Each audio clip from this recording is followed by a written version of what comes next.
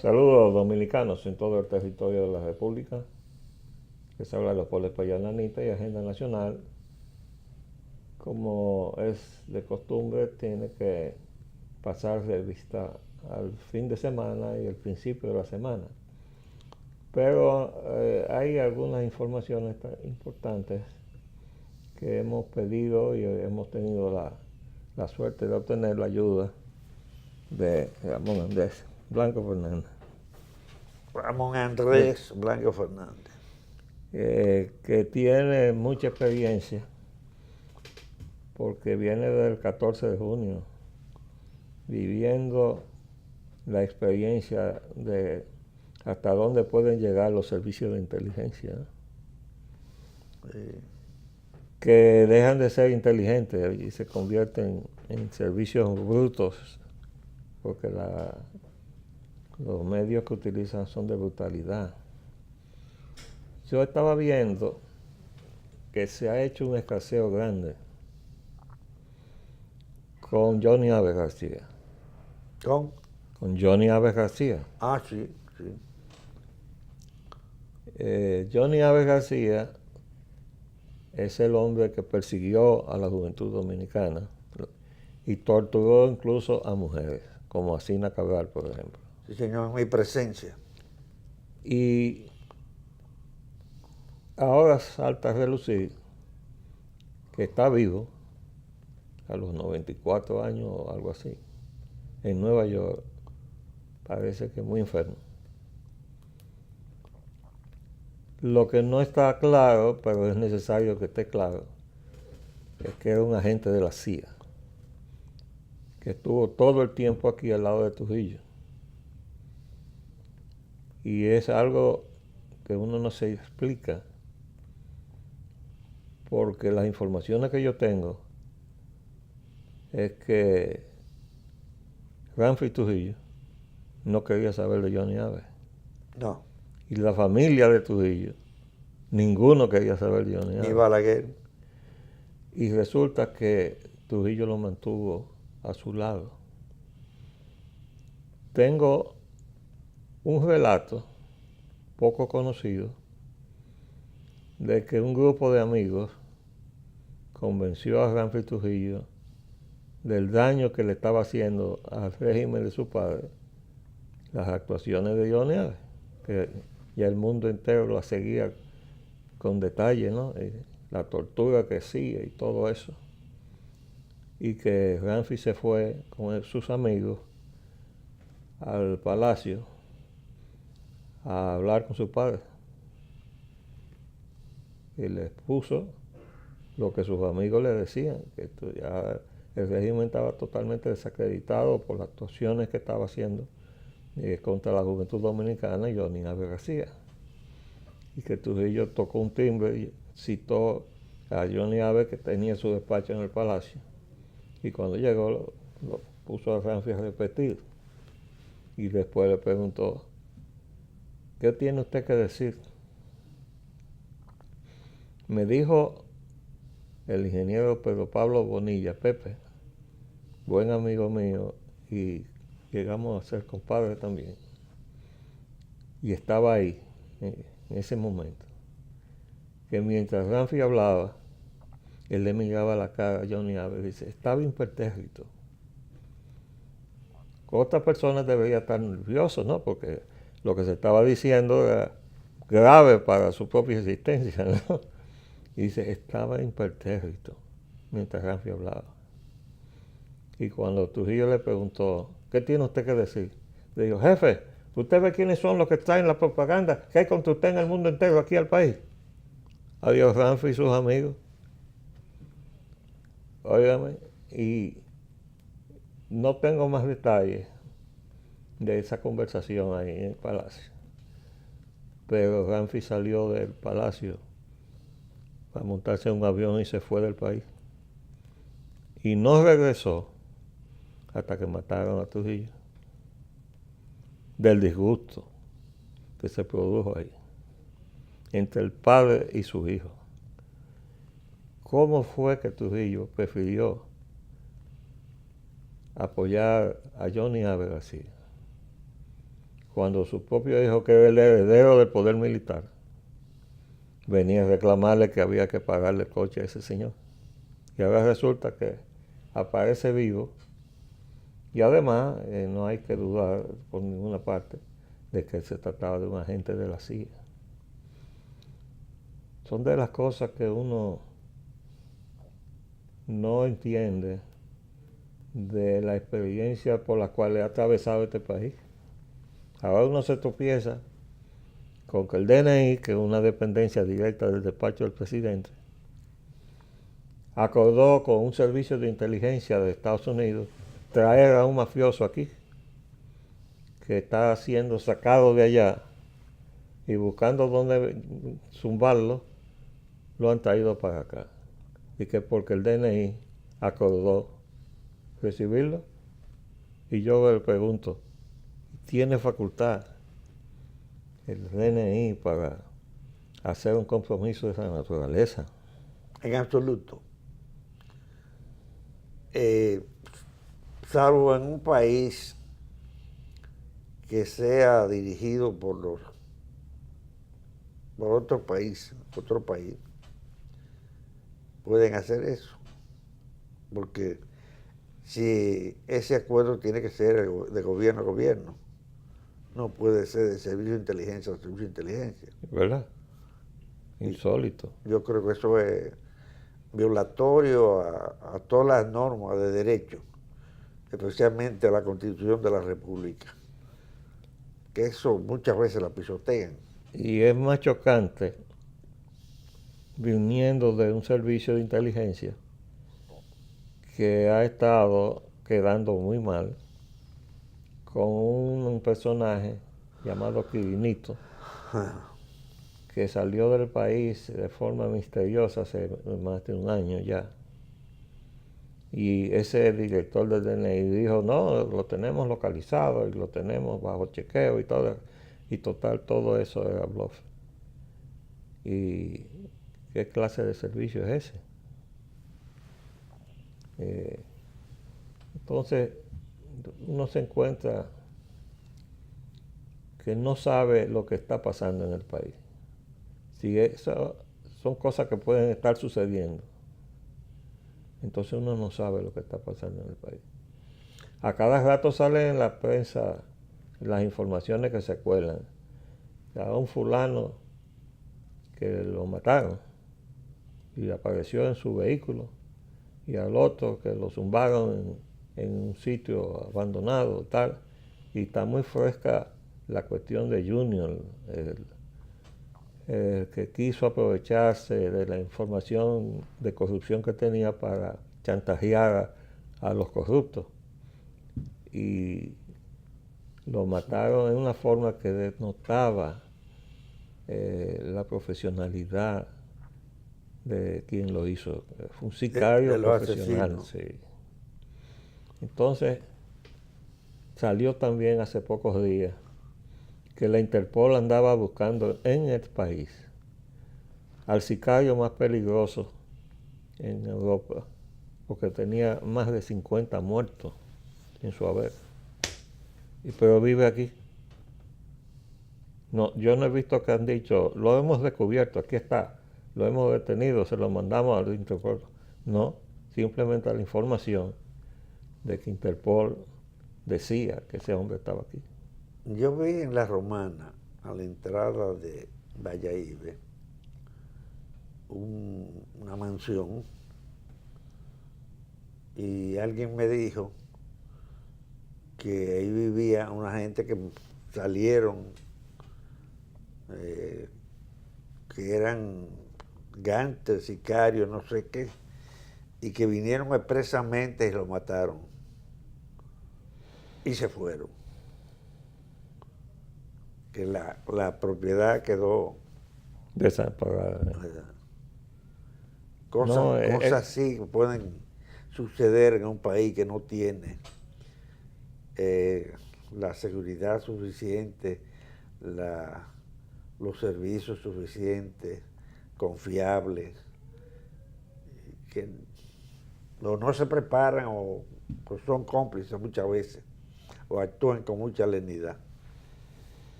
Yo creo que en realidad hay muchas decisiones de alto nivel en el gobierno que terminan siendo decisiones de esa envergadura, o sea, de gente, por lo menos se sospecha que el caso de Junior Rivero Ramírez se llegó ahí a ese punto porque estaba subiendo la información a niveles, a puntos que el que estaba como jefe de la ONCE estaba fuera del país y vino aquí y ya lo estaban tratando de acomodar para sacarlo del expediente. Hay una forma de manejar las cosas que deja mucho que desear, y desde el punto de vista de qué clase de seguridad tenemos. Porque si nosotros hemos llenado el país de delincuentes, entonces es imposible que haya una seguridad para la nación, es decir, para el ciudadano. En absoluto, en absoluto.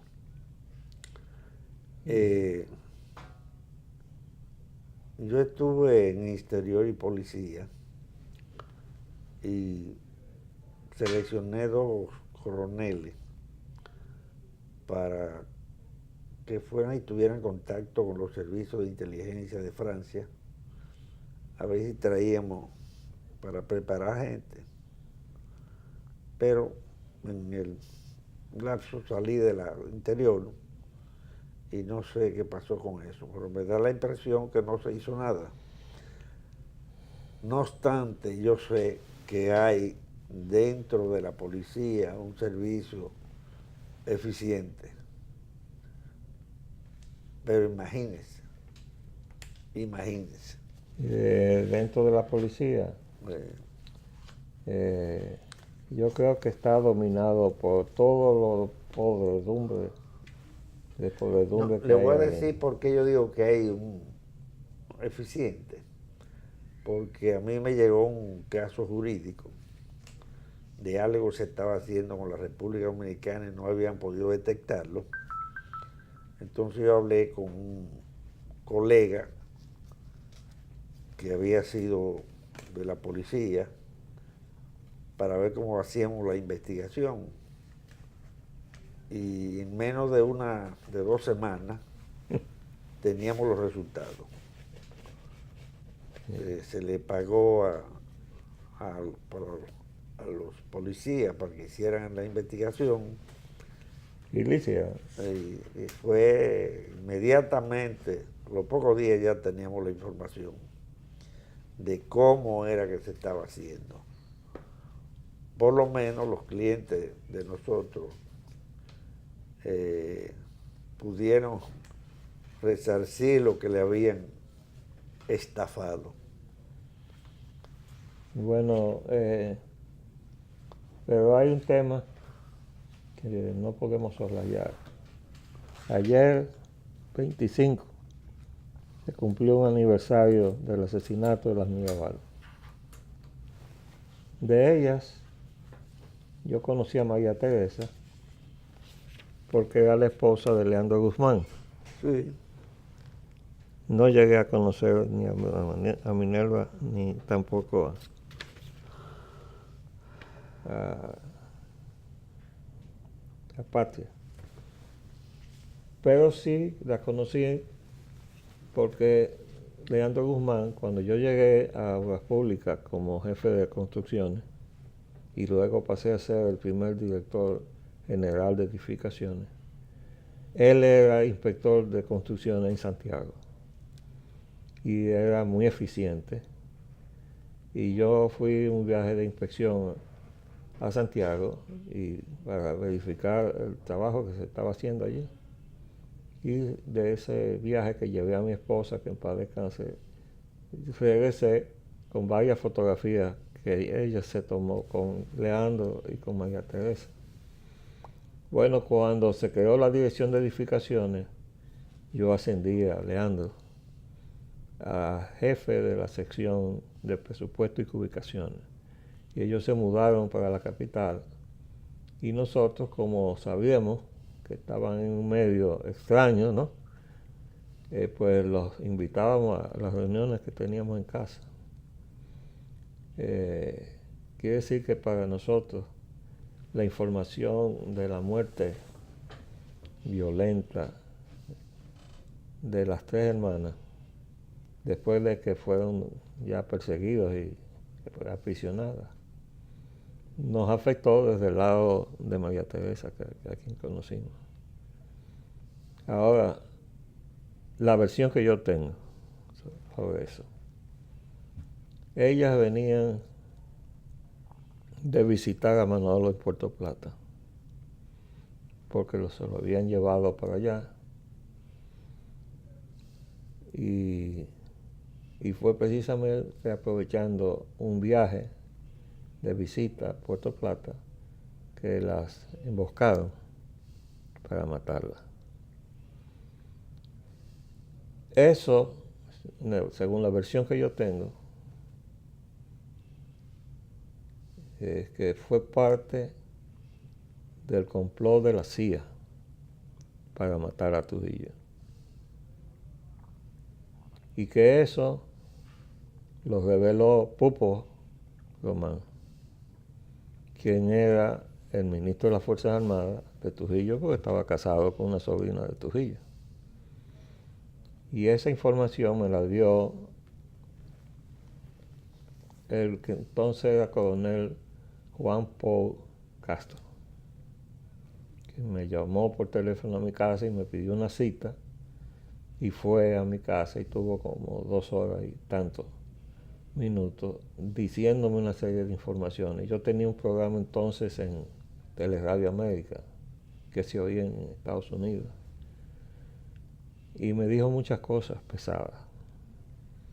Me dijo que él había estado presente cuando interrogaban a Pupo Román y que le preguntaron ¿por qué usted se involucró en este atentado contra el jefe? Y es curioso, y quiero llamar la atención sobre eso, que a Trujillo no le ponían otro nombre más que jefe. ¿De Trujillo? La forma en que la gente se dirigía a él, sus colaboradores, era jefe. Pero en Estados Unidos, los jefes de la mafia, así es que se les llama, boss, jefe. Y yo tengo la idea de que Trujillo fue evolucionando hasta que se acercó a ser como la gente que lo puso en el poder. Porque no podemos olvidar que Trujillo comenzó su carrera siendo un infante de marina con el nombre de Ejército Dominicano. Y pasó después de ser ese batallón de uniformados igualito y con insignia y todo del Ejército Norteamericano, de la Infantería Marina, a ser político y eventualmente presidente. Y ya después que llegó a presidente, fue fácil pasar al dictador sobre la base de quedarse en el poder, lo cual no es nuevo en América Latina. Ya tuvimos en México al PRI 70 años en el poder diciendo que estaba ejerciendo la democracia. Y es algo parecido a lo que tiene el PLD desde 1996, turnándose entre Leonel Fernández y Danilo Medina. Y claro, llevándose de paso la propia Constitución de la República, como pasó con la reelección. Y hace ya, desde diciembre del 2013, que hay un informe de una entidad de Washington que se llama Consejo de Investigación Internacional, algo así, CSIS, que acusó al PLD de estar instalando una dictadura. ¿De estar? Instalando una dictadura, lo cual se perfeccionó con la Constitución del 2010, en donde desaparecían la posibilidad de la separación de poderes.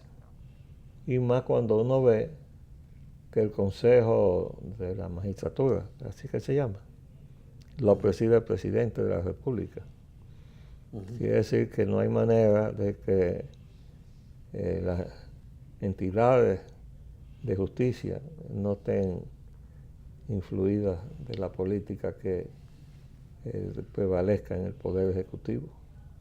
De todas maneras, yo he estado siguiendo estos últimos acontecimientos porque la muerte de las Mirabal fue un paso importante en el descrédito de Trujillo. Y esa fue una de las preguntas que le hicieron a Paul Castro, perdón, A Román. A Román, a Pupo Román. Después que él admitió que se había metido en el complot contra Trujillo porque su compadre Luis Amía Matió lo había metido en eso. Y le preguntaron entonces, ¿y por qué usted ordenó la muerte de las Mirabal?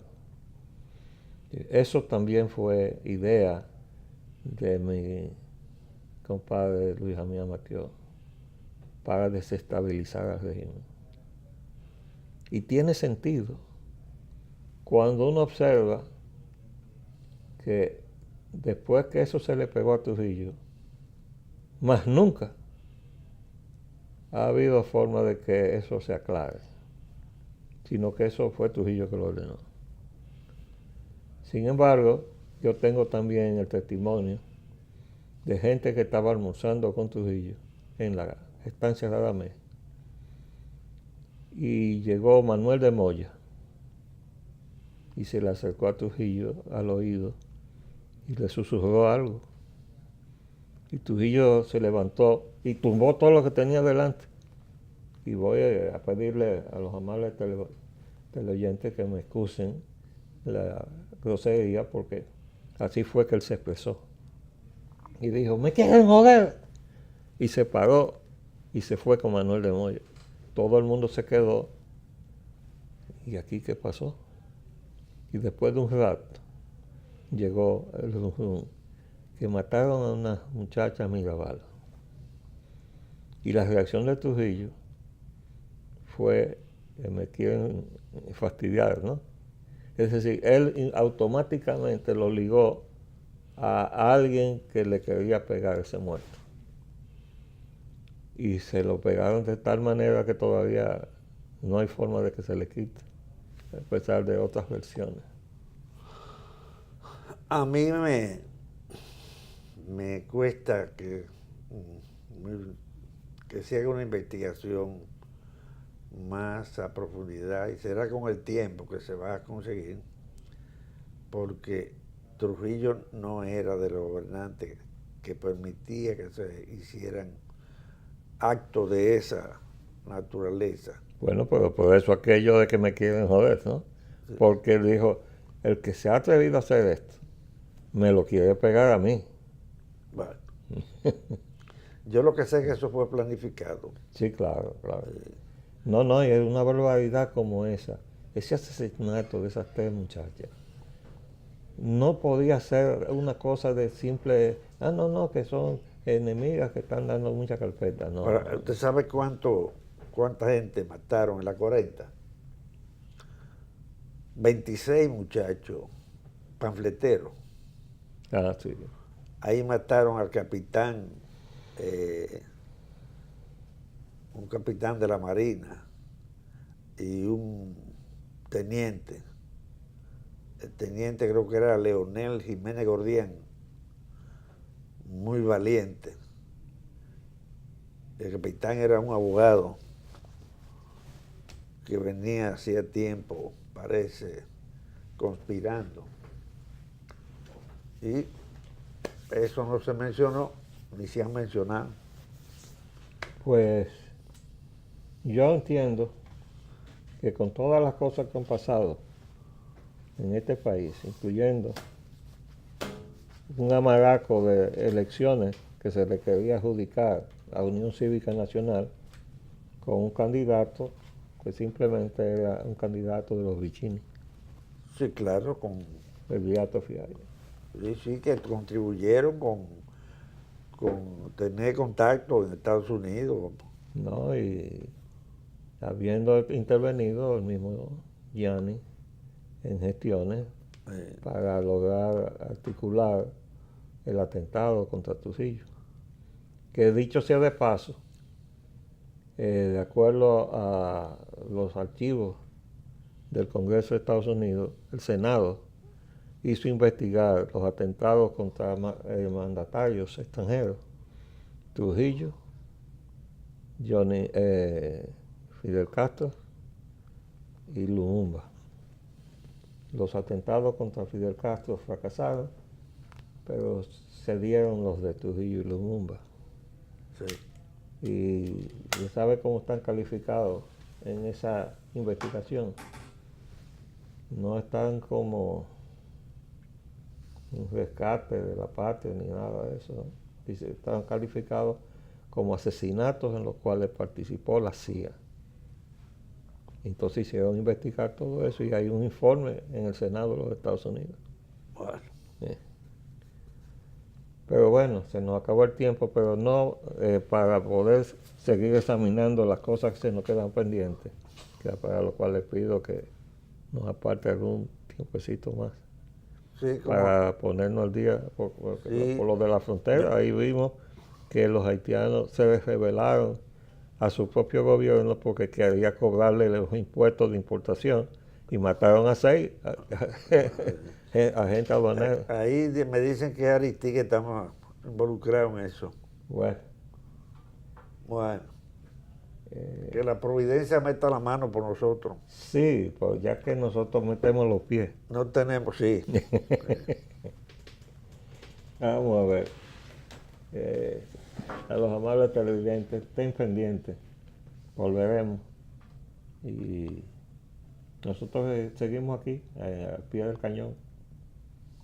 Hasta luego. Recuerden que a las 11 pueden ver este programa nuevamente. Buenas.